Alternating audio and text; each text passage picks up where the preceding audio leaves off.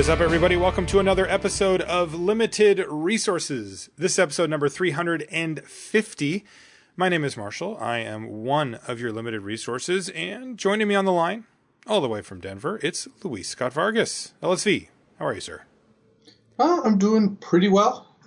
Getting back into the swing of things, and yeah, kind of excited for the next couple of weeks. There's just going to be some exciting times. We've got GP Indy, which we're doing coverage of, getting back in the booth, which is going to be sweet. And then I get to play at Worlds, which has been a dream of mine for, well, ever since the first Worlds, the new Worlds in 2012. Yeah, and you must be so excited to get to play in that. I am. I really am. Like, it was a tournament I thought I would not get to play in again, and as luck would have it, as literally luck would have it, I'm going to get to this. So, I'll take it. Yeah, that's awesome. So we've got kind of a mishmash of things for the show this week. We know that a lot of you were asking on Twitter about Conspiracy, the new Conspiracy. It's called Conspiracy Take the Crown, but everybody just calls it Conspiracy 2. We are going to be talking about that a bit on the show this week. We've also got 2 exclusive preview cards from Conspiracy Take the Crown. We'll be checking those out. And then we've got all the regular stuff as well for you. And additionally, we're also going to go a little deep on removal. We've got some thoughts, some stuff to kind of catch you up on as far as removal, the state of removal, what's going on with it, and some, of course, takeaways for your drafts. Before we get into all that, though, I want to remind you that Limited Resources is brought to you by ChannelFireball.com. Please do check them out if you like the show. They help out a lot. The show, they've sponsored the show for quite a while now. And we love having them on board. And all you have to do is go to channelfireball.com and you will see why. They have a full selection of singles. They've got sealed product there. They've got all the supplies you could ever need. And they've got it all. It's kind of your one-stop shop. While you're there, you can check out the free content. That's right. Free videos, draft videos, constructed videos, articles by some of the best players in the world, all with the aim of helping you improve at Magic. And we know that's why you're here. We know that. We don't beat around the bush with that. When we're getting ready for the show and we're doing show notes, when we're coming up with topic ideas, our sole focus is that when you are done listening to the show for the week, that you feel like you've improved on some level. And when you go to your local tournaments or play groups, that you can see those results as you go. That's what we're all about. And I know that if you check out the free stuff on Channel Fireball, that's what they're all about as well. Now, you can support the show directly if you'd like. That's via Patreon. It's a website that you can go to, and you can set how much you'd like to give per episode. It's super easy. You can set any amount you want, and it takes it from you. You can also put a monthly cap on it so that you can stay within any budgets that you have, and we certainly do thank you for that. Now, part of the Patreon is you get to submit questions for the question of the week, but we're going to do that in just a minute because it kind of is relevant to our first topic. But in the meantime, let's do a crack-a-pack. This one comes from Finn from Portland. Thank you, Finn. And you've been drafting much, Luis? I know you've had a pretty busy week. I've had one too. I've managed to do a couple of drafts. I haven't, gotten full on like I'm just going to string drafts together. When I'm really going deep on drafts, like you saw it actually during when you were watching us test for the Pro Tour, I would join a draft, submit my deck, and join another draft. I do it on stream too. So you tempo streamed a little at your testing. But I haven't gotten to that point yet. But I have been drafting. Yeah, I'm in the same spot as you. I've done a draft here or there, but I have yet to sit down and blast through 4 or 5 in a row or do a bunch of videos for Channel Fireball. But I am in the process of moving, so it's taking up a lot of my free time. But once I get settled in at the new place, rest assured, drafts will happen. Brazen Wolves. You and I love this card, right? This card's just good. It was kind of a running joke during our testing because one of my teammates, Corey Burkhart, he immediately latched onto this card as being awesome and would always take it and would always tell people to take it. And I think he was just right. The card is just awesome. It's 3 mana for a 4/3 when you're attacking is a card that I think would be a powerful uncommon in a lot of sets. And it feels fine as a common here, but it's just one of the better ones. Yeah, for sure. It's definitely interesting seeing it come out of the pack first because it really does just sort of set the tone. It's just like, all right, well, now you got to beat Brazen Wolves. And there's not a lot of commons that beat it. So, right off the bat, it's tall order. Go ahead. I was going to say, I know that when I open a pack, the first card I see, if it's a card like Brazen Wolves, I always feel a little relief because I know, no matter what, even if this pack's a disaster, I'm getting out of here with a Brazen Wolves, and totally, and that's fine. Yeah. I hope to get better. This is a below average first pick, but if the worst card you ever have to take out of a first pick is a Brazen Wolves, I think you're doing just fine for yourself. Yeah, you're basically free rolling at this point. It of the Horrid Swarm is next. That's of course the emerge creature for 6 and a greener. You can pay 8, and it's a 4/4 that makes 2/1/1 insects when you cast it. I like this card reasonably well. So do you. I know you were actually a little higher on it than I was to begin with, but I think I've come around. It's just a solid, good card. It's a little worse than Brazen Wolves, so I don't think we'd be taken out of this pack. All right, this next one, I'm actually really glad we opened this because I've been meaning to ask you about this and have forgotten. But if it's Ingenious Scob, I think that card is good. No, I know how you feel about that one, and I feel the same way. This one's one I thought I would be playing more of, and I have played very little of. It's Succumb to Temptation, the 1 black instant that has you draw 2 cards and lose 2 life. When I saw this card, I was thinking divination-ish, right? 2 cards for 1. I mean, the loss of 2 life can be annoying, but like it's workable, and it's a relatively cheap card draw spell, and the fact that it's an instant might matter in some situations. So I thought, I'll probably be playing a fair amount of these. And God, I think I've only played it like twice or something. Is it just because it's in black? Like, is that why I'm avoiding this, or is this card actually just not that good? No, you're avoiding it because it's just not a very good card. The problem is, well, there's actually multiple problems with this card. So let me dive into them. I'll sit back. Because look, 3-mana draw 2s are a passion of mine, and I have not succumbed to temptation very much in this format because, first of all, and the main problem is it costs double black. Part of the strength of cards like Divination is that they smooth out your bad draws. When you draw 3 islands, you can cast Divination. When you draw 1 swamp and like 3 mountains in your like heavy black deck, you can't cast Succumb to Temptation, and you end up with a card that, first of all, spending 3 mana to draw 2 cards is a tempo loss and something that you can't always afford to do. But when you can't even do it on time, then it just becomes much, much worse. It doesn't get you out of your bad mulligans as often.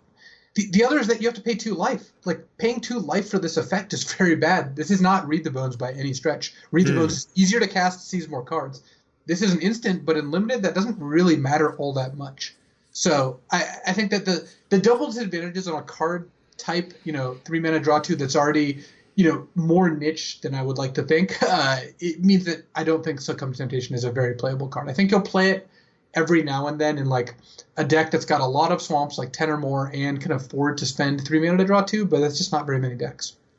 Yeah, apparently I agree with you, based on number of times I've cast the card. I'm not into it.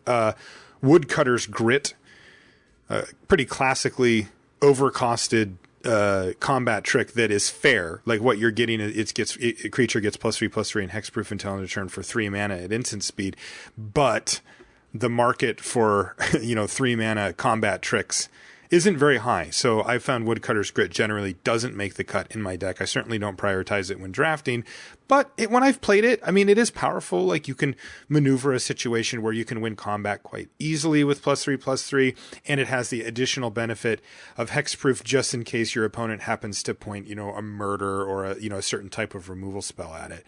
I know this gets the award for biggest blowout. Like, this is the card that your opponent has when you try to kill their creature, their 5/5 that they're attacking you with. So yeah, well, to be fair, I think the award for biggest blowout still goes to you at the Pro Tour. I don't think that Woodcutter's Grit is going to overtake that at any point, but yes, it does have high blowout potential. Let's not be too cryptic here. I cast a Give No Ground on Assembled Alphas, blocked 7 creatures, and did 21 to my opponent. So that was pretty sweet. That was. I think that classifies as a blowout. Yes. Yeah, but see, the thing with Woodcutter's Grit is you've established kind of like why this card is fair at best, like pretty medium overall. Is that spending 3 mana for a trick, there's no advantage there. You're rarely getting much of a mana advantage, if any, because when you have 5 mana, spending 3 mana means you're probably not playing anything else that turn, whereas spending 1 mana means you get to play 4-drop. Exactly.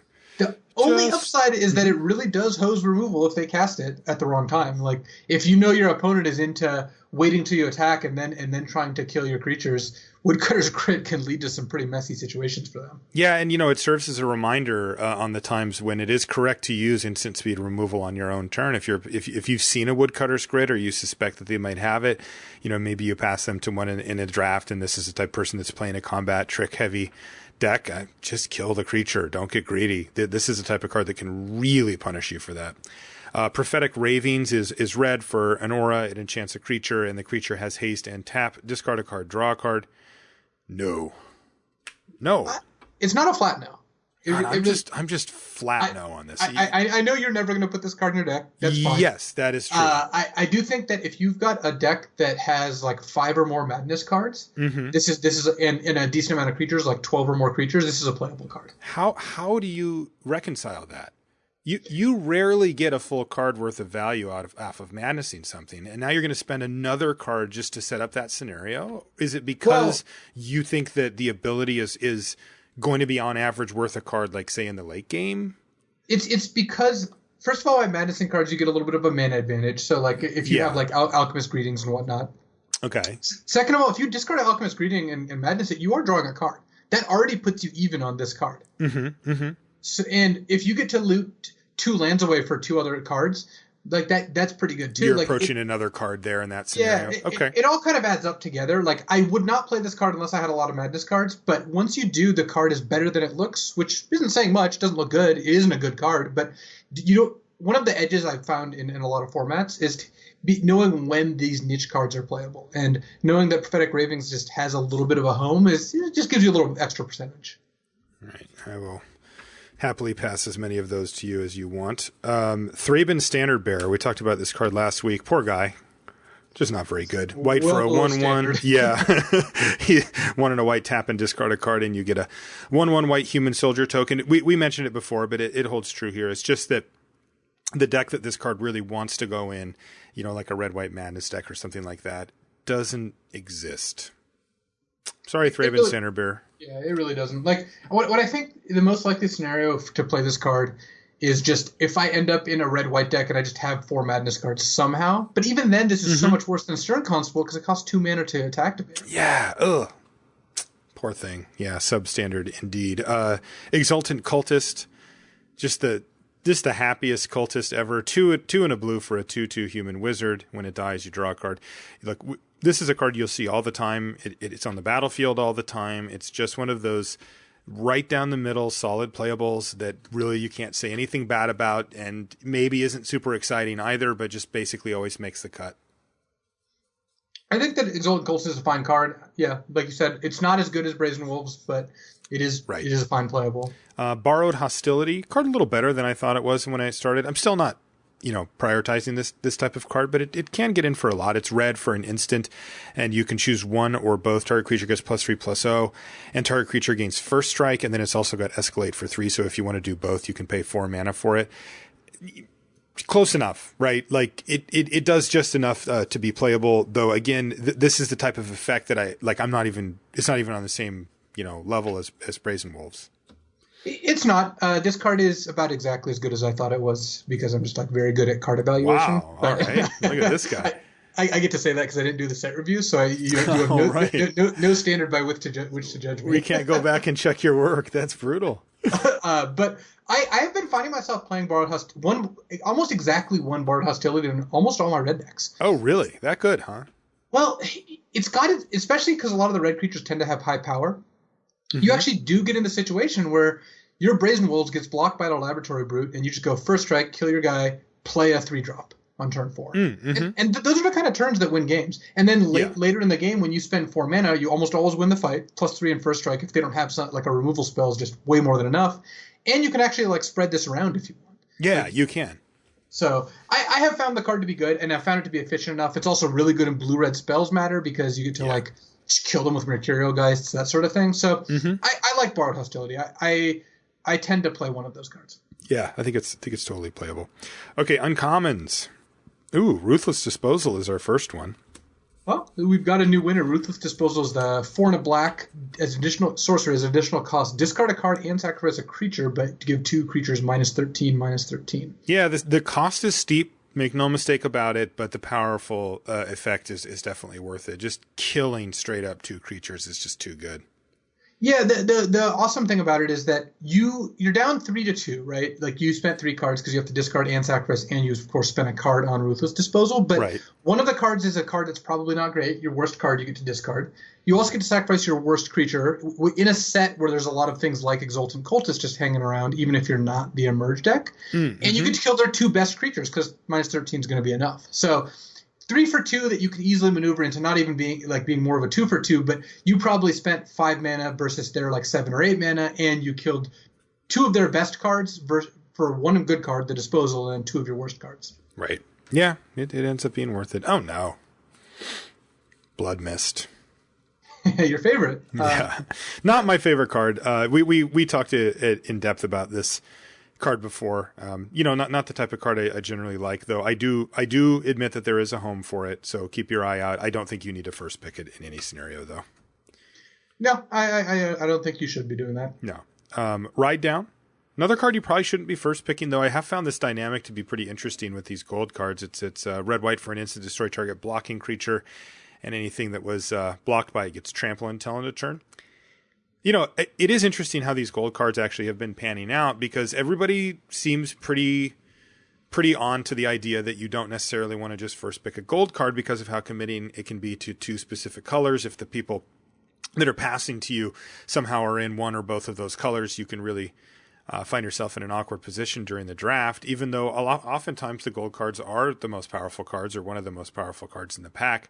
And what I've seen is that people have been picking these things up about third-ish. And, we actually saw Owen, or was it Owen? No. Who did we watch? Maybe it was Brian Bronduin in the draft at the Pro Tour. I think that's who it was. Got Gieson Gerolf third and moved in. Just said, all right, well, obviously these 2 colors are open because my opponents aren't, this color pair's open because my opponents didn't want to pick up this mythic rare, and so I'm going to take it. And then happily scooped up all the zombies, for the rest of the draft. I do find that dynamic interesting. Just like, I wonder if it's starting to creep up and be more correct to just be like, all right, I'm just going to plant a flag here, first pick the gold card, and just try to kind of push that through, with the idea that, hey, sometimes it's not going to work out. Generally, I don't like the planting the flag strategy because these cards, the gold cards are good, but they're not so absurd that I would always want to just like lock it in.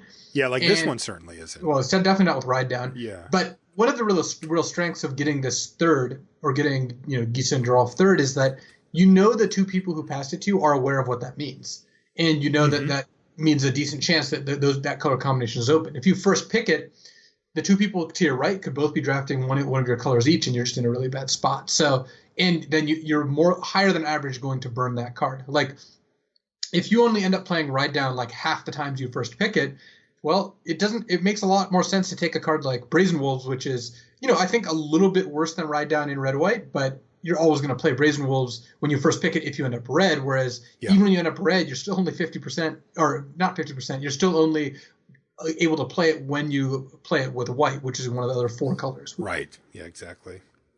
Yeah, I guess it really just comes down to power level on those cards. I'll first pick a Lashweed Lurker, and that one has some other things going on, like it's very splashable in colors that also promote splashing. Yeah, which and is also reason. You could just cast it in a worst case scenario. Yeah, that's also an option. And I think that card like Ride Down, it's a cheap aggressive card, which is exactly not the kind of card you can splash. So there's a lot of reasons not to first pick Ride Down. All right, so we've got a double face card, a foil rare, and a mythic rare.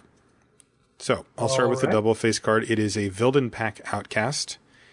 That's the 4 and a red 4/4 werewolf horror, and it's got trample. You can pay red to give it +1/+, -1 until end of turn. You can transform it for 5 red, and it becomes the end of the game, which is a 5/7 with trample that has pay a mana. It gets +1/+0 until end of turn. The thing just 20s your opponent or whatever the turn you flip it over. Oh yeah, Vildenpack Outcast is just a great card. It's just a great card. Incredibly solid. I want one in my deck. I more than I want Brazen Wolves, but early you should probably take the Wolves. I mean, I'm still taking Ruthless Disposal at this point, but agreed. But early in the draft, I'll take Brazen Wolves over Outcast. But later in the draft, I'm definitely on board with just taking an Outcast because it's so your deck's so much better if you just have one of these and know that if you get flooded and draw 9 lands, you can just kill them with that. Yes, it's so and it's crazy. It's also one of those cards that your opponent looks at it and they just sort of have to put their hands up because they're like, what? It's 7 toughness. Like, I'm going to have to put my team in front of it to block it, and I'm still going to take 5. You know, like, because you can't take 2 hits from it ever, right? I mean, just do the basic math. Once it's transformed, you've already put 7 mana into it.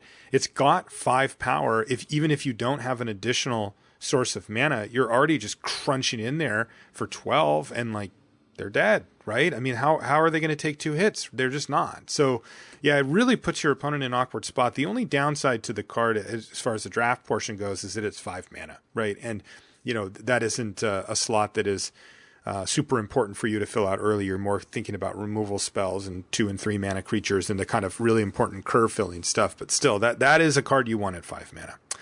Foil rare, Eternal Scourge.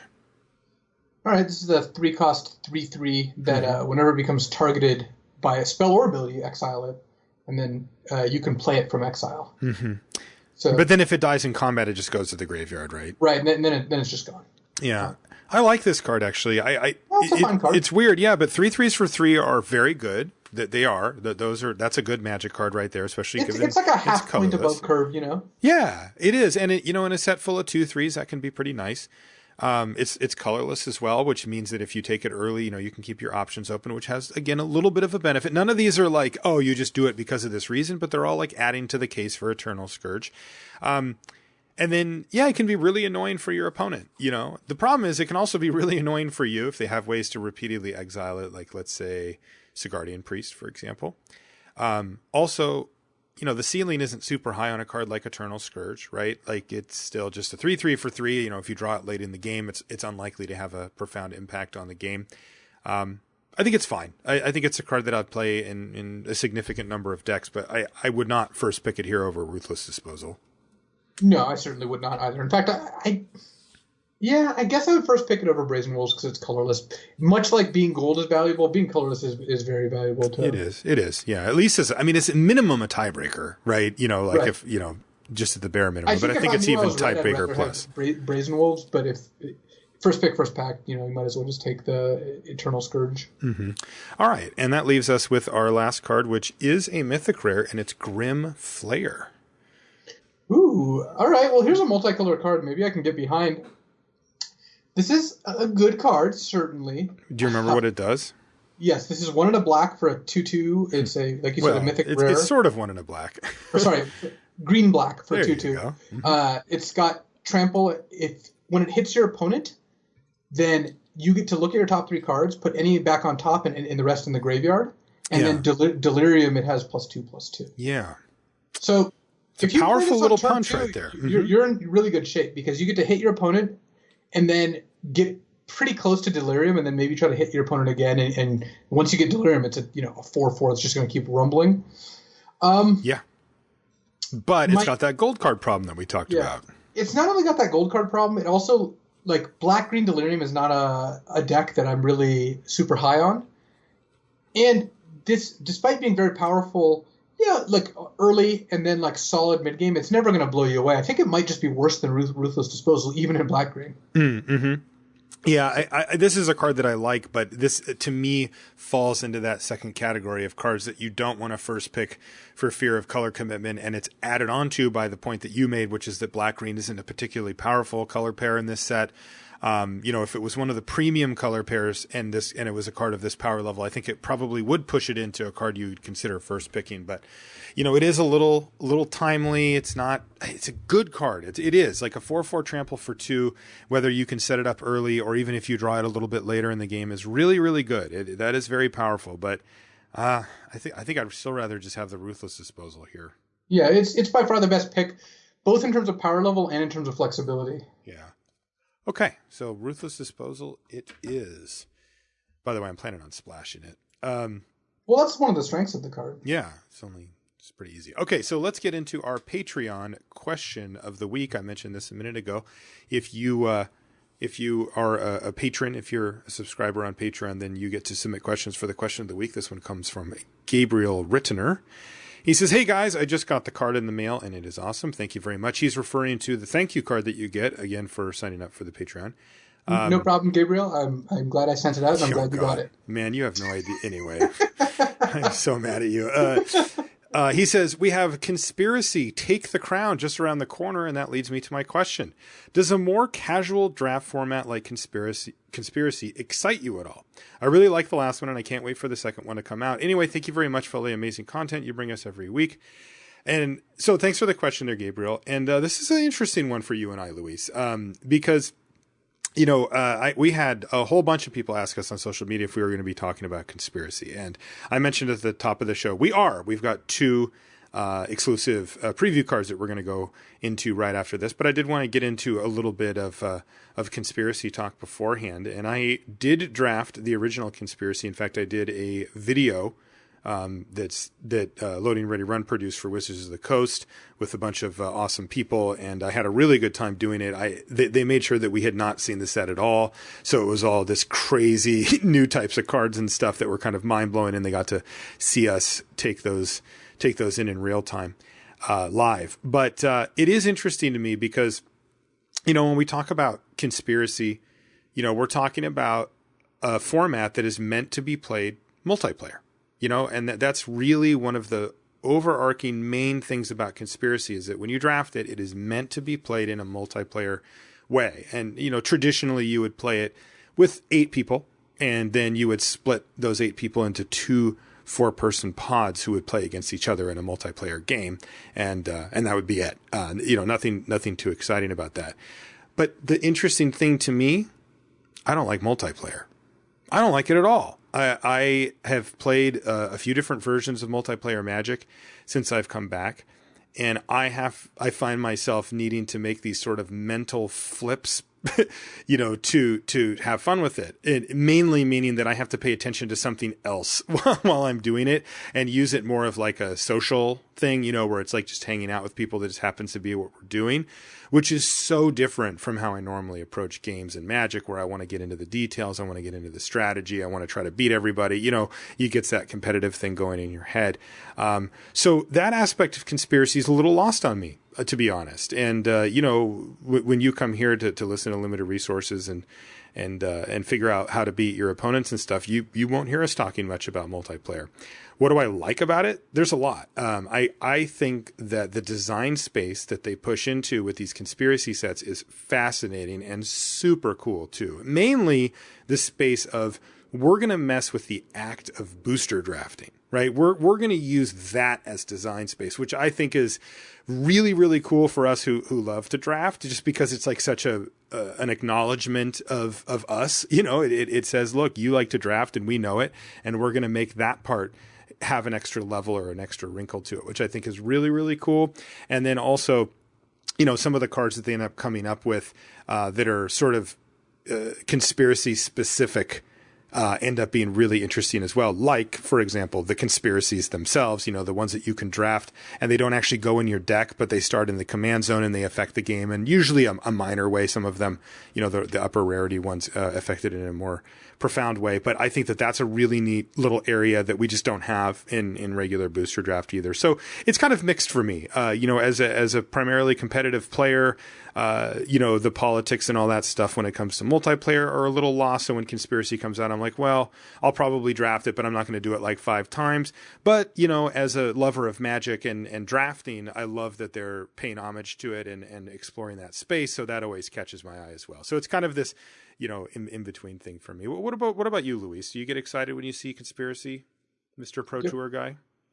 I think that you said more than enough for the both of us.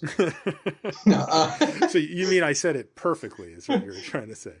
I mean, you said it perfectly and then like multiplied it by 3. But yeah, it was great. Look, they don't come here to have us not talk, Luis. Yeah, but I thought it was us. No, I actually do agree with you on a lot of these points. I haven't played a multiplayer game in a long time because that's just not how I enjoy playing Magic. But there's 2 things. First of all, I'm very much not in the camp of like things that I don't like aren't good, because people can play whatever format they want, and if they enjoy it, that is awesome. I think that's one of the great things about Magic is that there's just like a million different ways to play. You can be an avid Magic player even if you don't actually play games of Magic and just collect the cards. I think that actually qualifies you as a Magic player. So I'm not in the camp of saying that multiplayer is bad. It's just not for me. What I do like is reading the cards. Yeah. Which sounds funny because, again, that's not me playing with them. But I actually, I've been keeping up on the conspiracy spoilers. I like looking at new Magic cards, and I really do like the design space of getting to mess with draft, getting to the Archfiend of Poliano, Aaron Forsythe's preview card, where it's just like huge undercosted flyer. You take it, and then your next 4 picks are random. Like that is just such a cool mechanic, or the various agendas that start in play where you get to get paid off if you draft a certain thing. Like you just want to draft 7 of the same creature, or just the cards that let you, from the first conspiracy, they have the card that let you grab the whole pack and then skip the rest of the pack. Like that's just people every draft someone's like, can I just take this whole pack? It's that's an awesome way that's a super flavorful mechanic. So I love conspiracy for those things, even if I did not do any conspiracy drafts the first time, and I will not be doing any the second time. So, fair enough. Which is a kind of weird place to come from, but that is how I like to enjoy this product. Yeah, I mean, look, people know who we are, where we stand on Magic, right? We're the spikes. We're the competitive players. We're the ones who are trying to get you to win more. That's the whole goal. There's, podcasts for every different type of player. And, that's what we come here for is for the spike aspect. I mean, don't get me wrong. I love messing around. You could see that in Pro Tour coverage. You can see that on my stream. There's a lot of goofiness I like. I like playing funny decks on my stream too. I can provide ample evidence if needed as well. Right. And so it's not like it's just winning that's the only thing I care about. That's certainly not true. But the dynamics in multiplayer are just not a sort of aspect of the game that interests me. I'm also just ruthlessly bitter about the last time when I drafted Conspiracy for that video, and I got a Dak Faden, which was already bad enough. Greatest thief in the multiverse. Yeah, which was in the thick of you piling on that joke. And then on top of it, I played Dak Faden. Then it died. Then he died. And then Kathleen from Loading Ready Run decked me with her copy of Dak Faden. Let's just say mistakes were made. Okay, so let's get into this, Luis. We've got 2 Conspiracy Take the Crown previews, and this is a really cool part. The ones that the fine folks at Wizards of the Coast sent us, right up our alley. These are both cards that kind of mess with the draft portion. And I'm pretty excited about the direction that they've gone with these. So let's get into these. The first one is called Illusionary Informant, and it is 1 and a blue for a 1/3 bird illusion with flying. So we've got a 1/3 flyer for 2, which is fine. And here's what it does. It says draft Illusionary Informant face up.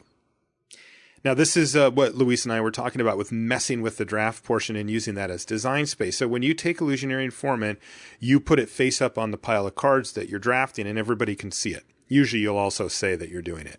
Then it says, during the draft, you may turn Illusionary Informant face down. If you do, look at the next card drafted by a player of your choice. Huh. So this card, when you draft it, it's yours, you're keeping it. It's not one of those ones that kind of changes hands or does anything weird.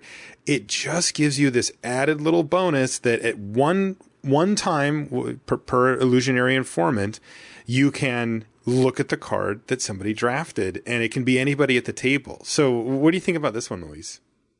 This is fulfilling one of the things people really want to do in draft, which is to peek. They want that extra info. Yeah. Don't do that the wrong way. Yeah. Draft the Illusionary Informant if you want to do this. Don't take matters into your own hands. Yes. 2 mana for 1/3 flying is just not that exciting, so you really have to put a lot of value on the draft text box. The funny part about this is to get real value out of this, you'll want to do it early enough in the draft that you can actually use that information relevantly, which means that if you have 3 blue cards, your first 3 picks, and maybe it's a weak pack, or maybe there's just nothing from a second color, you could take the informant to see the person to your right's next pick just to try to see which colors they are, or which color they are, because maybe you're only going to see 1 card. Yeah. So you should generally not be using this to see what the person to your left is doing, because who cares about them? That's just generally good draft practice. So what you want to do is try to figure out what the person to your right is doing. If you see the disaster is if you take Illusionary Informant face up and then, oh man, I would love to do this, and then they just take a blue card next. The full trolls. I love that. Yeah, so it's a pretty funny card. It's yeah, not one of the more exciting cards. I think you're just going to use it probably just the most common use case is this. You get this like medium late, and then you just get a little bit more info about what the people around you are drafting or what a person around you is drafting. Probably the Yeah. person to your right. Yeah, the person to your right, of course, is the one who's going to have the most power over your draft. Where, the rote curiosity might get you on the person to your left, though that as far as how the draft plays out, probably isn't as important. Okay, so that's Illusionary Informant. Cool card. Not a major effect, but a neat little common. It is a common, by the way. The other one is called Spire Phantasm. It's an uncommon. And this one's pretty cool, too. This one kind of crosses the boundary into the game as well. So this is 2 blue for a 3/2 Gargoyle Illusion with flying. Okay?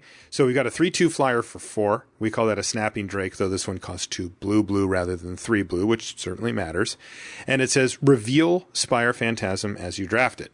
The next time a player drafts a card from this booster pack, guess that card's name. Then that player reveals the drafted card. When Spire Phantasm enters the battlefield, if you guess correctly for a card named Spire Phantasm, draw a card.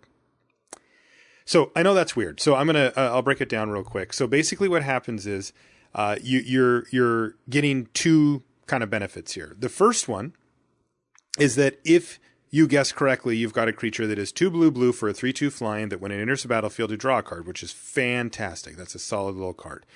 The other benefit you're getting is that it's similar to Illusionary Informant in that you get to see what the person drafted.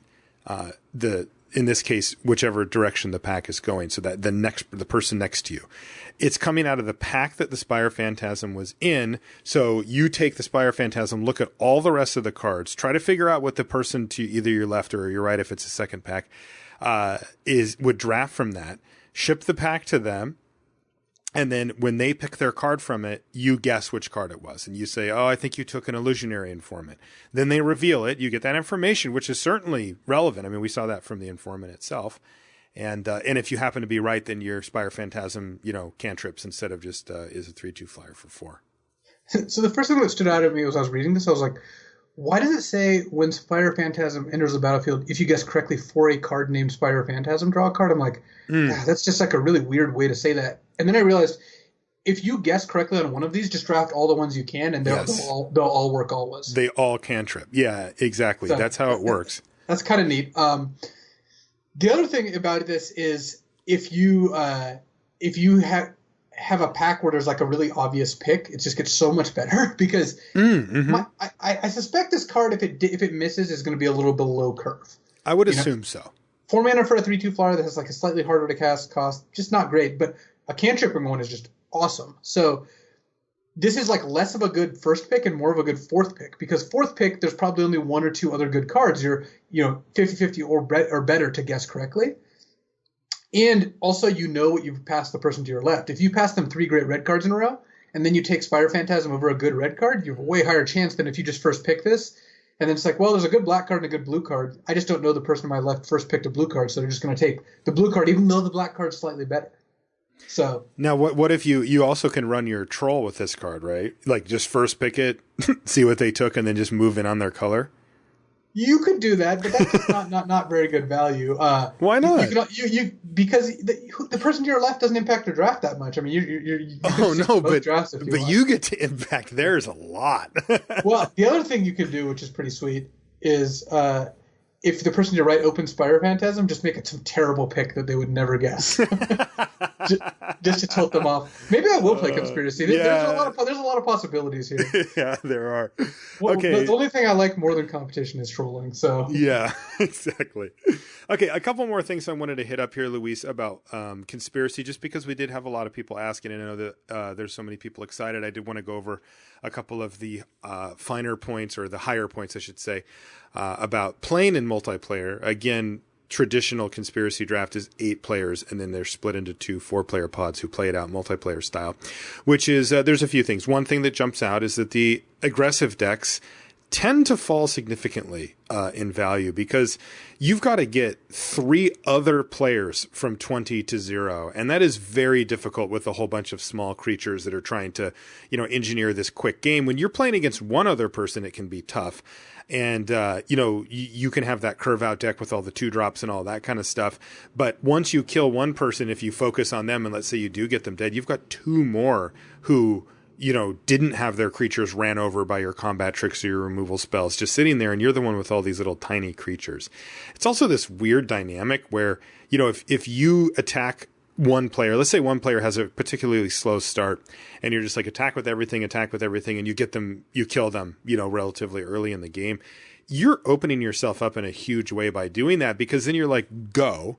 And now you've got at least 2 other players who can easily attack you if they want, because now all your creatures are tapped and you have no defenses whatsoever.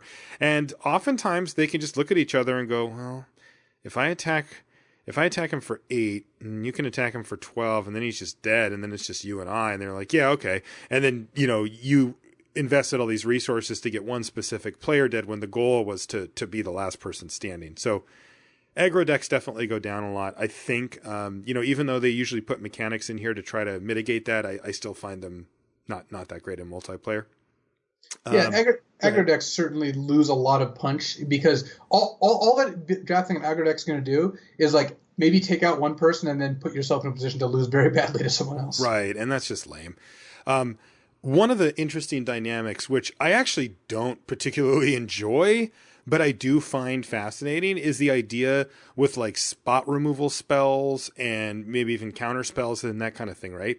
There's this weird group trade-off. Like, let's say one player plays a bomb creature that's going to take over the game and nobody has an answer on the battlefield. But I have some 5-mana sorcery speed removal spell. And I decide to use it on that big threat, because that's what you do with those, right? Hey, I can kill, your big angel or whatever with my burn spell. I'm going to do it. Well, the interesting thing about that is that the rest of the players in the game are actually the ones who benefit the most from that, because now they don't have to deal with that threat, but they didn't have to spend their mana and a card to deal with it. They just get to free roll the work that you put in, which is really weird, because it makes it sometimes not correct to do this. Or, it gets very weird when you don't know if the person with that big threat is going to kill you first or somebody else, because you might want to let them kill somebody else. Let's just say that, 2 people have been arguing, or, one of them's mad at him or whatever, and you're just like, yeah, that person's not attacking me. You can just hold on to your removal spell. You don't have to panic and use it, which is just a very strange dynamic. And it's one of the things that I have a hard time getting my head around with it, but it is something to consider as well, is that you don't necessarily, just because you see a bomb and have a spot removal spell, you don't necessarily want to use it. Same thing with counter spells and such. Agreed. It's very tricky figuring out how to like ration your cards, because a lot of the game, I mean, again, don't look at for what we're saying as like, here's the exact way you should play Conspiracy to win, and this is the best way to win, because I don't think. Well, it's just not true, because I don't know the answer to that question. Yeah, I don't think that that's the whole story, but I do think that just from like a game resource perspective, you want to conserve your resources as best as possible. Basically, you don't want to remove something that another player is going to be incentivized to remove. If for example, there's a Spire Phantasm on the battlefield under your opponent's control, you'd really rather someone else take care of that for you, so that you'll have your removal spell for later. So exactly, it is that's I would value like kind of defensive cards that don't like, rather than kill a 2/2 attacker, you'd much rather have like a 1/4. So then they just attack someone else. Yeah. And, the weird part is that those removal spells, when let's say that you are one of the last 2 players standing, then you'll actually really want those removal spells, because now you're in a much more traditional, heads up duel type environment, and you want to just start, killing your opponent's creatures and getting them dead. So yeah, managing those resources is something that's a little beyond me, but I know that it's a factor, and it's something that you should consider while you're drafting and playing Conspiracy. The other thing I wanted to bring up, of course, was the political aspect of it, which is, players can make deals with each other. They can say, look, if you don't attack me, I want to attack you, and we'll get Luis dead. He's really bothering me today or whatever. And they're like, okay, cool. And then they can just do that, and people make these deals against it. And this is one of the things that I really have a hard time with multiplayer, because in my in my mind, this dynamic kind of incentivizes inaction. It kind of says that the general dynamic of the game is, well, don't do anything, right? Because if you do, you're opening yourself up to get hurt, and let two people gang up on you or whatever. And the awkward part is that when I play Magic, I want to do stuff, right? I want to kill your creatures, attack you, do these things. I don't want to just keep passing and passing and passing. And so that's something that you should be aware of as well. And, Conspiracy tends to put in, different mechanics for voting and things like that kind of can help make this a little bit more in-game rather than just people making deals with each other arbitrarily. But, again, it's just something that if you haven't drafted or played this type of format before, you're going to want to keep it in your mind because it does come up. It's a real thing, the political stuff, and some people love it. I mean, I know a lot of our listeners love that aspect of it and the fun of it. But I think that last piece of advice for Conspiracy, it's probably better to just make some popcorn and play Conspiracy with people that you really like and not take, kind of the LR approach into that situation as much. I do view Conspiracy much more about having fun, laughing, casual games than people sitting around, casting bomb spells and just trying to eke out the last little bit of value. There's probably room in it for it, but it's just not really why they make those sets. They're really made to be more like a party game or a fun game that you have people come over and play it. And I would encourage you to try to embrace that mentality. And then, when it's over, come back to us and we'll brush that off you and we'll send you back into the 8-4 queues where you can start picking up some more packs or whatever. Yeah, you can certainly play Conspiracy competitively and you can have a group where everyone wants to win, but it's just a different game than one-on-one Magic. It's just a completely different game. Any advice we can give you about how to use your removal just is completely kind of overridden by the fact that if you convince two other people to attack a third person, then good luck. Yeah, exactly. Okay, so let's cleanse our palates here and move into something a little more along in our wheelhouse. We're going to talk about removal today, and we talk about removal on the set all the time, right? Or excuse me, on the show all the time. Removal is one of the most important aspects of limited Magic, and having a fundamental understanding of it, why it's important, how it works, what you use it for, is in my mind one of the basic fundamentals of being a good Magic player. And the thing that I thought we could do here, Luis, is to go a little deeper on removal, because I think that early on in a limited player's career, they get told invariably that removal is very, very important. And then when asked, if asked why, the answer will be, well, you need it to kill your opponent's creatures, and killing your opponent's creatures is important. And that concept is just sort of accepted, and we move on. And I think that while all that stuff's true, there's a lot to be said for understanding the underpinnings of why removal is important and why, that is why those statements are true, because removal changes. It changes from set to set, and, from year to year it changes. And also it loses and gains value based on the other cards in the set, based on the type of strategy that you're trying to draft, based on how many creatures you have or don't have, or what your deck's trying to do. And, based on other factors that are set specific. And if you understand those fundamentals, I think that you will equip yourself to be able to make those adjustments on the fly a lot better than if your understanding of removal is, it's important, I use it to kill creatures. So let's get into this. Let's start kind of moving in. We're talking about removal, and that's all the cards we're talking about are cards that can deal with opponent stuff. But the devil really is in the details, both in what exactly are the different types of removal, when you're supposed to use them, kind of what are the different values. And so just kind of we're kind of trying to put this all in one place, even if this is stuff we tend to mention during set reviews, kind of as one-off level of topics. Again, this is just kind of building your knowledge base about probably the most important kind of spell in limited. Yeah, I think it is. When I talk about limited to players who are familiar with Magic but who are relatively new to booster draft or trying to get better at limited in general, I will tell them that creatures are the most important thing in limited. And they are. Creatures, in my opinion, are far and away the most important thing. They are the way that you win games. They act as removal spells in many scenarios, and they make up the bulk of your deck as well. So in my mind, creatures are the most important thing in general, like as a generality. But if you go one step deeper, and we're talking about actually booster drafting here, creatures aren't actually the most important thing. The thing that takes precedent over creatures is removal. And it's been that way for a really long time, where people are willing to spend first picks on good removal spells over good creatures. They will take, a highly sought after. That is largely true. Yeah. Yeah. I mean, there is a limit. And I think that this is kind of where we talk about, the gray area, like what's a bomb? Well, a bomb might be a creature that you're willing to take over a good removal spell. Maybe that's a basic definition of this creature actually made it all the way up to that level. But the point being that removal is a scarce resource.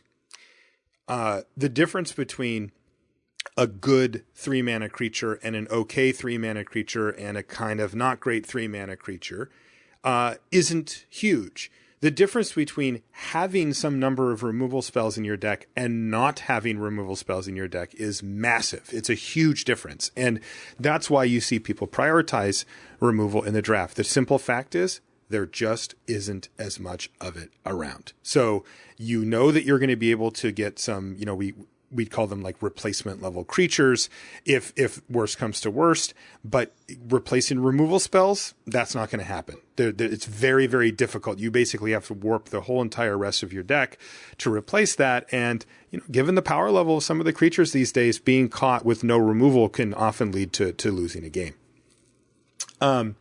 So that's why we put so much emphasis on it as far as the booster draft goes, because it simply is something that there isn't as much of, and it is one of the most important aspects to it. Now, one of the things that I wanted to start off with, Luis, but I'm going to keep this brief because I don't think it has a ton of application to modern day Magic, is that the removal has changed a lot over the years. So if you're somebody who's started drafting in the last 2 or 3 sets, you won't know that previously, call it 5-6 years ago, the removal spells that they printed were much better and at lower rarity. You would see premium instant speed removal spells at common, and that informed a lot of how we approach booster draft, and also, how we approach strategically things that we could get away with or decided that we didn't want to get away with. So I thought it would be good for us to kind of take stock, not of that whole storyline. I actually wrote an article about this a while ago. I'm going to look it up and see if I can find it, and I'll put a copy in the show notes if you are interested in that sort of progression through how removal went. But for the purposes of our removal review here, we're going to skip the history lesson there.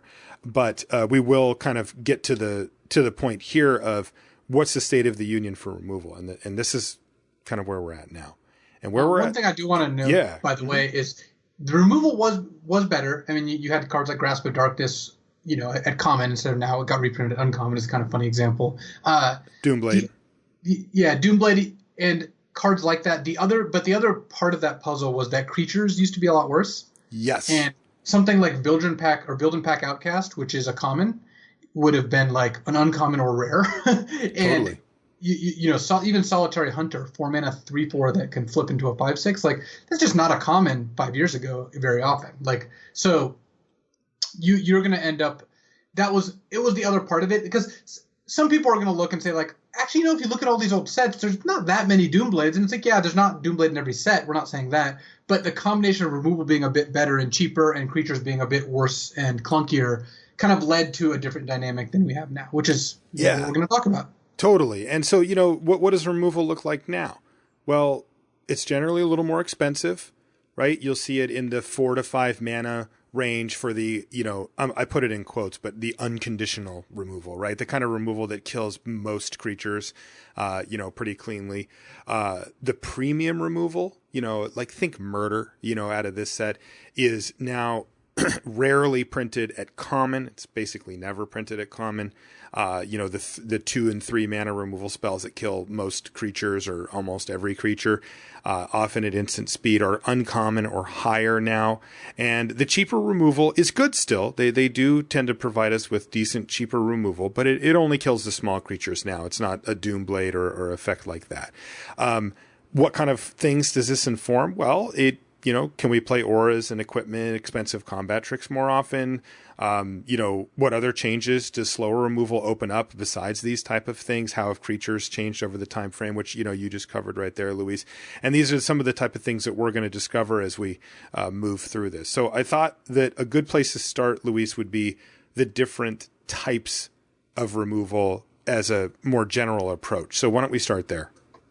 Yeah, so there's 3 main axes on which I would tend to group removal or grade removal, because and every removal spell kind of falls at a different point here. The first is how conditional the removal is. Mm-hmm. So yeah, an example of the most unconditional one of the simpler ones, murder. Yeah, just destroy target creature. Very easy. That just kills anything. A very a much more conditional one would be a card that destroy target creature with power 2 or less, like defeat, mm-hmm. or even just like a shock. Deal 2 damage. Shock is absolutely conditional. Humble the brute, on the other end of the scale. Mm-hmm. Power 4 or greater. So how removal goes from conditional to unconditional, and that's one of the main axes in which you'll judge it. Clearly, unconditional is better than conditional. That is very obvious. The second is how efficient it is, which basically means casting cost. It doesn't fully mean casting cost. I would say Ruthless Disposal is efficient because it kills 2 things. It's more like the casting cost compared to what it kills. Yeah. Since Ruthless Disposal kills 2 things, I would call it efficient because they will have spent more than 5 mana. Whereas, again, going back to something like Shock, Galvanic Bombardment, this is very efficient. Whereas something like Reduced to Ashes, or Certain Death, these are not very efficient. These are 5 and 6 mana. I think you actually hit on a really nice little shortcut to decide, how efficient is this removal? And that is to compare it to how much your opponent spent on the creature that you're killing it with. Right. Sometimes you're going to Reduce to Ashes a 7-drop, and it's technically you are more efficient than your opponent. Mm-hmm. Yeah. Most of the time, you're going to kill a 3 or 4 drop, sometimes a 5-drop. Yep. So you're frequently going to lose or break even on efficiency. Yeah, whereas you compare it to murder. Yeah, whereas murder is on the efficient side of the scale. It's not the most efficient, but it's efficient enough that you are frequently going to gain mana advantage on it. Exactly. And then the last one is permanency, which I think this is a little different than unconditional, because this is less about what it can target and more about how hard of removal it is. So an example here is something like pacifism. Enchanted creature can't attack or block. Mm-hmm. That's pretty permanent. If they, you play against most decks, that's just going to kill their creature. If they have bounce or enchant removal, then actually no longer becomes removal. It's not, murder's a lot more final than pacifism. Exactly. You even have things like drag under or unsummon, bounce spells. I think bounce spells deserve to be in the removal class. They remove a creature from the board. They're clearly about the least permanent as you can get. I think maybe tapping down a creature for a turn is the only less permanent removal spell. And that doesn't mean they're bad. It just means you would rather have permanent removal than temporary removal. But some cards are temporary, and these are the cards you play with. Yeah, of course, you've got exile effects as well at the top end of that. Right. Exile is the most permanent because, gone. They can't even get it back. So, we took a look at some examples as I talked about each of those. That gives you a kind of a basis to judge your removal. And you want the most, the least conditional, the most efficient, and the most permanent. Of course, how it really works out is you're just you usually get to pick 2. So yep, it's that classic. Yeah, you can have this speedy quality or whatever. There's that thing for food. You can have it fast, cheap, or good. And yes, that's it. Two of the 3. So yeah, and removal is frequently going to be like that. Premium removal tends to score very well in 2 of the categories. So Murder and Doomblade are, of course, premium because they score well at all 3. Galvanic Bombardment scores well because it's the most efficient and it's very permanent. When it kills a thing, it's dead. Mm-hmm. Pacifism scores very well because it's actually really good at being unconditional and efficient, and it's actually pretty high on the permanent scale depending on the format. Indeed. So whereas something like Reduced to Ashes, it's only bad in one of the, it's like half unconditional, half and in a format with like 7/8, and it's also not very efficient. So that's why that one scores kind of low, though it's actually getting a little better in this format, I think. Agreed. So when you're evaluating removal spells, just try to think of what does this do well. That's right. And why is that important? It's important because you should know which of the removal spells are actually high picks. Because when we're trying to break these categories down, it's so that when you say, everyone's heard bread, right? The bombs, removal, evasion. I don't remember what the last two are, but that's the like sealed mantra that everyone used, which I always hated. Yeah, the second episode of the show was about why that's wrong.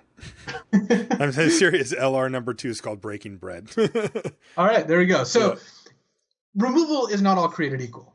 You're not. First of all, you have to know which one's better than others. Like, Galvanic Bombardment's better than Drag Under. Second of all, you have to know that like your 6-mana removal spell is just not as good as your 4-mana random creature.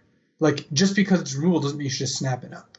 So trying to figure out how to giving you a scale in which how to grade these cards is important. And the breaking point, the one that's most obvious is the breaking point on the efficiency scale is at 4, it's like neutral. At 5 and above, it's inefficient. At 3 and below, it's efficient. Yeah, I think that's a perfectly fine. I mean, you have to pick some line. That seems like a reasonable one. I mean, just compare Throttle and Flatten, right? They're both -4/-4. One costs 4 in a black, one costs 3 in a black. Throttle is inefficient, and Flatten was, kind of like neutrally efficient, like neutral on the efficiency scale, and you'd always take Flatten because it was good enough. Yep. Whereas Throttle is a card you often didn't want to play, and still don't, because I guess it's still around. Yeah, indeed. Now, how about how many removal spells you want? Because this is a real practical, like what we're talking about is a little bit theoretical, right? Like you're assigning these numbers, or these attributes to a certain type of card and starting to see trends about, well, it looks like the removal's a little slower, or, oh, here's one that's cheaper and pretty unconditional. That's a really premium card, one I really want to get. But, I've had a lot of players ask me over the years, well, how many blah, blah, blahs would you play? Like, for example, murder. How many murders would you play in your deck? And the truth of the matter, by the way, is that in a practical way, that limit effectively never comes up. Yes. Because like the removal spells that you would want to play a whole lot of copies of are almost always uncommon now. And there's just not that many opened in a draft period. So you will basically never hit that. But I still feel like that's a question worth asking is, well, how high do we actually go with this? So like you said, on the unconditional / efficient removal, there's basically no limit. And you're not going to run into the, how many Galvanic Bombardments will I play? Which, first of all, that card actually does really well in multiples. It scales quite nicely, it turns out, yes. So that, don't worry about that. You're never going to get, too many Fiery Tempers. That's just not going to happen. Mm-hmm. The expensive conditional removal is a lot more interesting. The first part is the first 1 to 2 are pretty good. You just do need them. You want to be able to kill your opponent's 4/4 flyers. You just sometimes you're just not going to be able to win a game of limited if they play something like that. So the first they have high diminishing returns. So once you have like 2 5-mana removal spells, I'm really not in the market for a third.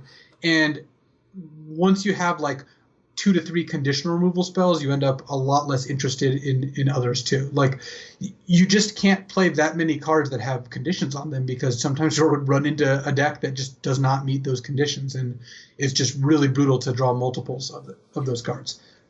Right. Now, what about in types of decks?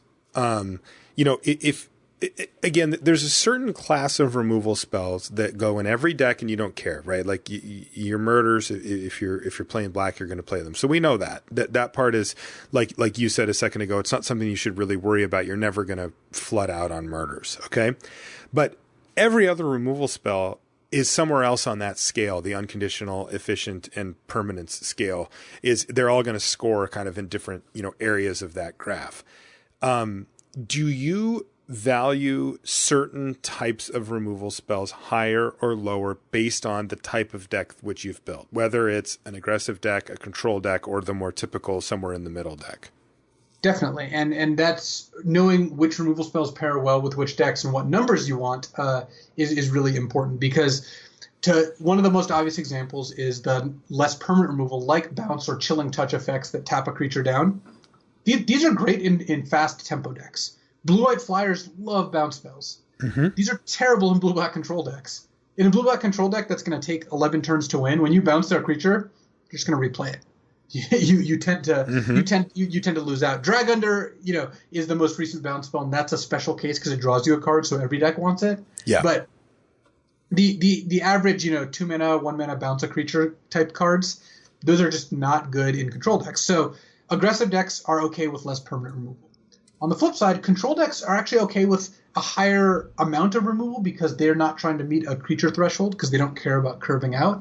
And they sometimes can actually end up with just more inefficient removal too, because if they have good defensive options, then they need to kill everything that's a threat. So they're okay playing like 3 to 4 copies of the Reduce to Ashes, throttle type effects, certain death type effects, because they'll have the time to cast all those cards, and they do need to kill any evasive threat that they're up against. Right, and so they're willing to go a little bit deeper into that pool to try to find those. Okay, good.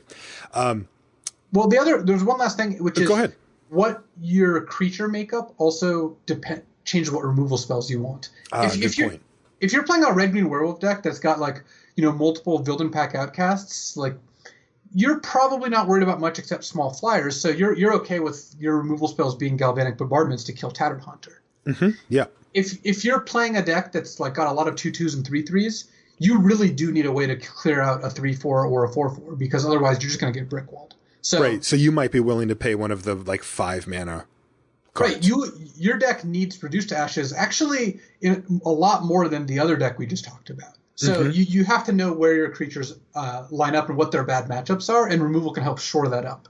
Yeah, and this is an interesting discussion because this sort of reinforces the original reason why I wanted to do this as a topic, which is that we cannot tell you the answer for your deck because every deck is different and every format is different and every combination of removal spells is different. So you need to have a good idea of what's actually going on here, the things that we're talking about, figuring out where on these 3 axes the removal lies and what your deck actually needs. You're going to have to put on your thinking cap and during the draft and during the build and ask yourself these questions. And this isn't the type of thing that you can just have a handy chart for. You actually have to know what's going on to be able to make these choices. So hopefully you've been paying attention. Sideboarding. Sideboarding, so there's just 2 things here. One is the actual act of sideboarding, right? The act of removing cards from your deck and putting different cards in. The other is just how games play out once you've seen, 1/3, 2/3 of your opponent's deck, depending on how long the games were. This is where I think the biggest gains are to be had if you're good at, evaluating that information and using your removal. So the first thing is when you're looking at your removal spells in your main deck and potentially the ones in your sideboard, because there are sideboarded removal spells like, kill a flyer, or more relevantly, 1 damage effects, which I'll talk about in a second. Mm-hmm. You should figure out, how do these line up against your opponent's deck? Humble the Brute is a card I tend to main deck these days, but oh man, it's first on the list to get taken out when I play against a blue-white deck that does not play a single target. Or even when I'm playing against a green-black deck, I'll pay very close attention to what I see. If I'm playing against red-green, I'm probably leaving it in because it's just going to have a target. But you should know what you've played against and which cards you need to take out as a result. Likewise, you should know which cards are good and which cards you want in your deck. More relevantly, though, because you're not going to have realistically that many removal spells in your sideboard, it's just not going to happen. What you want to be using this time to think about, and as you go into the next game or two games, what creatures you saw and how you have to ration your removal spells. The most extreme example is, and we've used this example before, you've got a murder in your deck, and your opponent has a Sheevan Dragon, a 5/5 flyer in their deck, and you can't beat it except for with murder, so you're rarely going to want to use murder on anything but the dragon. Sometimes you have to, sometimes you just have to kill a 4/4, you have no blockers, you're at 8, whatever. But you really, really, really are hyper aware that this card has to kill that card. Yeah. And it's not usually that's the extreme example. It's not. It's usually a lot more complicated than that. But it does come down to like, well, I saw that my opponent has a 3/3 flyer. I saw that they have a Gildan Pack Outcast. I saw that they have a Watcher on the Web. So when I'm looking at my hand of like Throttle Reduced to Ashes and they've got a 3/3 out, I have to decide which one do I want to use, because some of these cards can't kill other cards, or some of these cards are better at killing other cards. Oh yes. And you really need to know, A, which removal spell should I use, or B, should I use a removal spell at all? Like, in general, like, I'm going to Galvanic Bombardment my opponent's like 2/2 or 3/2 that they have out in the first couple turns, right? I don't want to take a bunch of damage. Yeah. If I'm playing as a deck where I know that they have like multiple small flyers or 2 Sigardian Priests, all of a sudden, then I'm much less likely to use Galvanic Bombardment on a random creature, because I know that they have these targets that are high priority that I have to save it for. Yeah, for sure. So it's one of the things.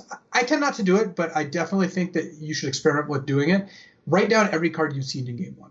I know plenty of great players who do. Paul Rietzel, he's in the Hall of Fame. He writes down every single card his opponent plays because he doesn't want to worry about remembering it. Yeah, I know Craig Wesco does that too. I know a lot of players who do that. Right. And so there's nothing wrong with it, first of all. And second of all, one of the advantages you get out of doing that is you've got a removal spell in your hand. They have a creature in play. You look at that list and you're like, well, wow, they played these other 3 things game one that I really don't have great answers to except for with this removal spell. Okay, I'm going to hold. Or, they played a bunch of random 2/2s and 3/3s. My draw has a 2/5 and a 3/3. I'm not too worried. I can use Spew off this removal spell to not take a couple damage. So it's the biggest and hardest part about removal is knowing when to use it. And I think that the more information you get out of your opponent's deck, the better you can use your removal spells. It's so critical. Yeah. Now, as we're sort of painting this picture here, right? We've talked about historically how removal has changed, gotten to the point of where we're at now, which is it's a little slower. Then talked about how we're actually breaking down each removal spell so that you can understand the inner workings of that. Given some examples of them, talked about how many you want, when to sideboard them, how to use them. This might bring you to the natural stage of wondering, well, what's like, is it a mistake to use removal in a certain scenario? What are the common mistakes that I could make with removal? And trust me, there are a lot, and you can make some of the worst mistakes you can make is misusing a removal in limited. So why don't we get into that? Some of the common mistakes for removal. Yeah. So the first mistake that I see often is that removal does have diminishing returns. The first couple are super valuable. The next couple just a lot less so, because if it gets to the point where your average draw has more removal spells than creatures, then all of a sudden you're going to have to use removal spells on kind of bad creatures. Yeah. Like, I would rather have, a 2/3 than a Galvanic Bombardment if my opponent has 3 2/2s in play. Right. And if your hand is all removal spells against those 2/2s, then you're going to have to 1-for-1 kill their 2/2s, which is just not great for you. Whereas if you had just a 1/4 or a 2/3, then you would blank multiple cards on their side. Mm-hmm. So the removal spells are critical, but you don't need to go nuts and take every single one. Another one is that stacking up inefficient removal. This one in particular stacks poorly. Like the 3rd Reduced to Ashes is just not something I want in my deck. No, and I think that listeners of the show, and especially of this episode, will probably have started to piece together, just some strata for this type of removal, that type of removal. But you will see players at like the local store level say, well, it's removal. I need it, so I'm going to play it. And that's not always correct. I agree. You do hit a ceiling pretty soon when it comes to those really clunky removal spells, just because sometimes your opponent, plays a bunch of small creatures and you're staring down at 1-for-1 removal spells that cost 3 and 4 mana. And if you've overloaded your deck with them, even if your mana curve is still decent, but it's just that it turns out that your more expensive cards end up being removal, it really demands a lot of your own deck. It does. Like if you can curve out and then, play 2 or 3 creatures on the battlefield and then start picking off blockers and attacking, that feels really good.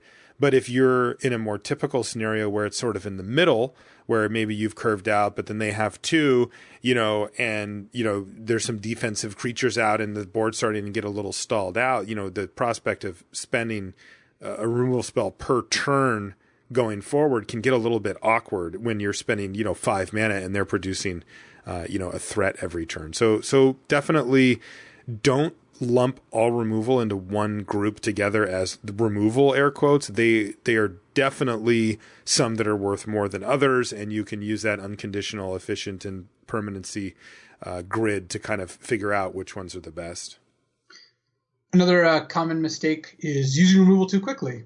Casting Murder on a 3/3. Now, granted, I would say most listeners aren't snapping off Murder on a 3/3 on turn 3, but it's the sort of thing where often you don't want to just kill the first thing they play, because first of all, your opponent is going to play their worst creatures first if they suspect you have removal. And also just their worst creatures come out first as a matter of the way that Magic's designed, right? It's their cheapest stuff.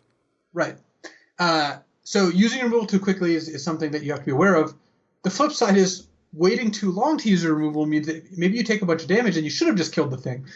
And this is why Magic is hard, is because I can say that, murdering a 3/3 on turn 3 isn't great, but if the option is to take 9 damage and then murder a 3/3, that doesn't sound great either. So I think that you have to really plan out what your next couple turns are looking for. Like I said, I don't want to.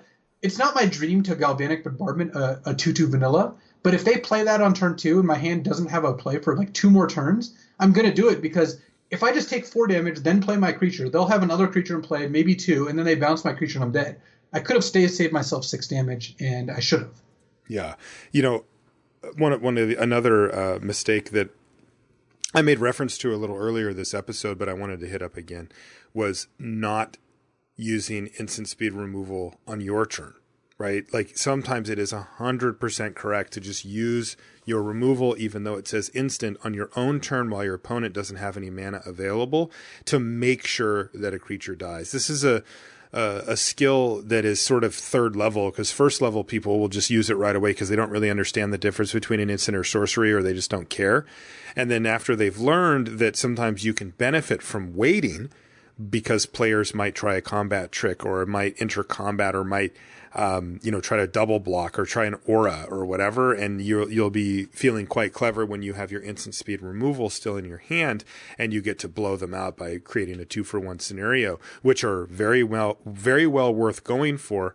And I do recommend, keeping that option open, but there are exceptions to that where it is overwhelmingly correct to make sure that you kill your opponent's huge bomb angel before they get to untap with their, woodcutter's grit or whatever it is, counter spell in hand or something like that, where the chance that your opponent realistically goes for one of those plays that we just described, right? Like if they play their big bomb angel that costs 7 mana, are you worried that they're going to put Wolfkin Bond on it and you're going to try to get them with murder? Or are you worried that angel is going to kill you on its own? And if they have any type of backup protection plan for it, which comes in many different forms, I mentioned combat trick and counter, but there's a whole bunch of other, this creature gets protection from a color until end of turn. There's a lot of those things that pop up in sets these days. Your concern should be the fact that they don't even need to do anything to kill you other than just turn that angel sideways a few times. And if that's the case, make sure that you just kill it on your turn and get that threat off the board. You can deal with the other stuff down the line. And then, as a counter to that, of course, make sure that you are greedy when it's appropriate. If you're way behind, or if you simply need something to go right for you in order for you to win the game, like your opponent taking on an unnecessary risk, like double blocking or doing something like that, and you can actually blow them out, then go for it. I mean, that is the benefit to having instant speed removal. But man, I can't tell you how many times, Luis, I've seen people on camera and just me watching them, punt a game away because they just decided to get a little tricky, on some pipe dream about getting a 2-for-1 that was never going to happen, and then just open the door for the bomb creature to kill them that they could have killed. Yeah, you don't want to be the person facing down a woodcutter's grit. Let me just to put it. Yeah, that is not a happy ending to a lot of games right there. Going back to a couple of the questions before we wrap up, Luis, that I had mentioned at the onset, talking about how. So we've kind of walked through now a pretty significant portion of what it is, how we think about removal, why removal is important. Well, one last thing I did want to mention was that sure. Were the 1 damage effects, because we didn't quite get to that. Right. Yes. Thank you. Something like Make Mischief is an example of that. But most sets have like a couple cards that deal 1 damage and provide a minor benefit. Where I usually land on those, it varies format to format, is playing one of those effects main deck and the rest in my sideboard, but very aggressively boarding them in. Yes. So it's a minor boarding them out or in, right? Or out. Yeah. Yeah. Both of those things. Yeah. It's a very minor note, but like that's just such a flashpoint that you really should be aware of what your opponent's got. So no, it is not a minor note. That I agree. I'm really glad you went back to that, because this is where we're at, Luis. This is right in line with what I was going to bring up, which is how do we react given that the removal spells that we have these days are a little on the slower side, a little on the more conditional side, a little more on the expensive side, right? What does that actually change about the way that we approach limited? And, I think that a lot of it has sort of been soaked up by what you said near the onset, which is that the creatures are so much better anyway, that they tend to dominate a lot of the games anyway. That one of the things, a couple of things to mention here about the removal in its current state. It is more on par with creatures than it used to be, which is a good thing for the draft portion, because if you did draft, 5 or 6 years ago and you opened one of these common, it would pop up all the time, instant speed, relatively unconditional, cheap removal spells, you kind of felt compelled to take it. You kind of had to take it because those are the type of effects that were so much better than almost any creature that you had, that it was like, I can't really justify taking anything other than this removal spell. And now you don't face that nearly as often. Now you get like a pretty damn good creature, like even at common, we opened a Brazen Wolves today, which is just a rock solid 3-drop. And you end up comparing it to cards that are like 5 mana, sorcery speed, somewhat conditional removal. And those are a lot closer together. So now you get to make a lot more choices about how your deck actually looks by the end of it, because you can take a creature in that position and not feel like you just made a huge mistake. And even though that was the pick that you wanted to make, you didn't just leave a lot of value on the table, because you probably didn't. They're just simply closer. And I find that better for the draft portion, because anytime that I think you introduce more choices and less predestined picks, if you will, I think that the draft format tend to be more fun. And so that's one thing that that I've learned from seeing how the removals changed. I think go ahead. That in general, if you tend to want to just take the efficient removal when you can get it, and just be aware that you'll end up with 1 or 2 pieces of removal in most decks, and that's kind of where we're at. Yeah, exactly. Another one was can we play Aura's equipment, expensive combat tricks more often these days? And the interesting thing about this is I think it's actually more about the creatures once again, which is that theoretically, yes, you are going to get blown out by playing these effects a lot less often than you would previously. But the interesting thing is that the creatures are so much better that you often still just don't need to take the risk of playing those type of cards, because the creatures are going to hold their own, and they're gonna provide a lot of that value that you would have got without the downside. Look, instead of putting pants on your 2/2 and buffing it up to like a 4/4 with like a senseless rage, just play. I'm going to mention it again for the 15th time. Build and pack Outcasts, and there you go. There you go. And there you go. You've done it. It's not like, as good as that card is, it's not that hard to pick up. You can get 6-pick Build and pack Outcasts pretty easily. Yeah, totally. All right, good stuff, man. That satisfied what I wanted to hit as far as the removal stuff goes, especially the common mistakes. I know that, we like to lean on takeaways here on the show. We like to not just talk about theoretical stuff like the removal and how it acts now, but also give you something to actually take away with you to the local store, to the Magic Online, or wherever it is that you're going to play next. And I think the common mistakes is a good place to focus on that if you're really leaning on, how do I actually apply all of this? Because this is a little bit more on the theoretical side, but I do think it's really important, if you're going to be a great limited player, that you understand the inner workings of removal. Okay, that is going to do it for the show this week. I want to first thank our sponsor, channelfireball.com. Please do check them out. And also, I'm going to mention this, sold a bunch of cards to them recently. If you want to get rid of all those draft rares that tend to accumulate over the months, if you do live drafts with any frequency whatsoever, package them up, send them into Channel Fireball, and they'll even give you a 30% store credit bonus if you're trading them in for store credit. And you can use those to buy more booster packs and do more drafts, which is kind of a beautiful little thing. And then, while you're there, you can pick up singles and all that other stuff that you may need. And again, free content. Check it out. Articles, videos, it's all there. channelfireball.com. If you want to find us on social media, my name is Marshall_LR and Luis's is LSV. We are on Twitter all the time. You can come say hi to us, give us show feedback. We're always looking for that. If you want to go a little more in depth or maybe meet some of your fellow value fiends, you can find them on the subreddit. It's the LRcast subreddit, reddit.com. And you can, it kind of acts as a place to talk. You can put up drafts, you can put up pick questions, all of that kind of stuff, and you'll get smart, nice people. Like, we take a lot of pride in our little part of the Magic community being open and inclusive and kind, and with the right attitude. And I think that they do a pretty good job of that on the subreddit. Anything related to the show can be found on lrcast.com. Thank you so much for hanging out. I'll be all moved by next week and broadcasting from my new studio, although that's just actually a small room with no windows. But anyway, I'll be there and I'm looking forward to that. We'll see you next time. Round 1, fight. So that actually used to be what I would hear at the start of my tournaments before I played Magic. That's actually how I used to be a Street Fighter player competitively. So man, that totally brings back memories when you said that.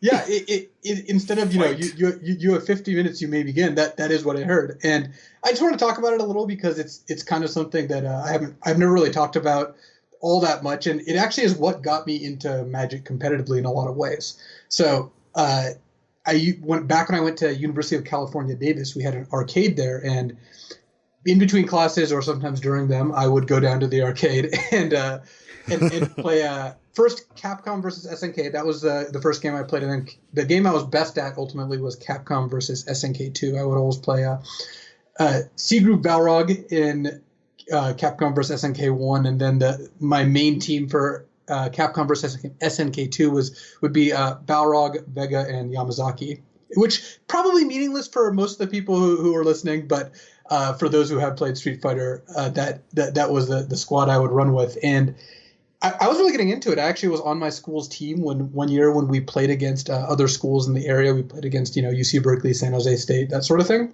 That's cool. And I would play a tournament every week, kind of like – I'm not going to say it was an FNM because it was on Thursday, so that's not Friday. But but I would spend a lot of time playing Street Fighter, and I learned a couple interesting things which I now realize actually impacted Magic. One of them was that I was never the best at Street Fighter, so I had to use tactics that kind of leveled the playing field a little bit more. And what I mean by that is I actually stuck to really fundamentals. I didn't 15 hit combos were not really what I was trying to land. Not that game in particular had super long combos, but it was a game that had a lot of combos where you get to string together 6 or 7 hits. I tended not to do that. I tended to use a lot more spacing and chip damage and just basically playing defensively. And when they try to do something, just punching them. And that was it, getting out of their way. So I played in a way. Even at Street Fighter. Yeah. Well, actually, they call it turtling. But really? Yes. But I also tended to play very powerful characters. I mean, the game balance in that game is generally pretty good, but the characters I played all were similar in that they had good long-range attacks, that just normal basic attacks, and were good at defending. And because I knew what my playstyle was, and I knew I wasn't going to be if I tried to play other people's game, I would not be good enough at it. Interesting. And so I was the equivalent of I think the guy who can top 8 PTQs, but is probably not going to do well in the Pro Tour. And I think given when I played the bigger tournaments, that basically is what happened. But I was able to, I think, leverage what I did have in a pretty good way. I was able to get on my school's team. I did reasonably well in those tournaments, the local tournaments. The other thing that that I found out was that people tilted pretty easily, and it was just always terrible. And that's something that's true in Magic, it's true in poker, true in Street Fighter. When your opponent gets you really well, like when they land a really good hit on you or really like bashing you, people's reaction is always just going to go ham and try to get them back, and that's just almost never the right play. So, especially since I played in a fairly frustrating manner, I mean, I definitely had words with people. Arcade games are a little different than Magic. Let's just put it that way. I've never had anyone threaten to fight me over a game of Magic. So, whoa. But actually, the best line, because one of my coworkers also used to play a lot of Street Fighter, is Matt Place. When he was playing Street Fighter 2, someone asked him if they wanted to play Street Fighter 3 outside. This is before Street Fighter 3 had come out. Did he Turbo Edition right out of there? Or what? He did. So I realized that, like, by playing in a way that aggravates people and also by not getting emotional, you actually get a pretty good advantage too, and that's something that is carried over to Magic. More than not getting emotional part, I'll play whatever in Magic, but it's just an interesting precursor to Magic. I kind of drifted away from it as I learned how to play Magic and started going to Magic PTQs for a couple reasons, one of which I think I'm better at Magic than I ever was at Street Fighter. That's probably safe to say. The other is that one thing that's awesome about Magic is it has such a great, like, competitive scene and tournament support system that where as Street Fighter this is a lot more like fan driven, which is awesome. I mean, there's a really passionate community, and I think that was really cool. But like those Thursday tournaments that we would play, they were like at one of the guys' houses. You know, he would run them. Yeah. Like, yep. You know, when the schools faced off against each other, it's just the clubs at those schools organizing it and just showing up. There was no prizes. There was no entry fee. And I'm not saying I play Magic for the prizes or that what got me into it, but there's a big difference between you having to organize everything versus the company supporting them. And I think that's one of the things that Magic, we're really lucky in. So that was definitely one of the things that kind of attracted me to it as well. It just had a much more robust scene, at least where I was. So that's a kind of interesting little walk back through history lane there. I still like playing Street Fighter. I just don't play it very often anymore.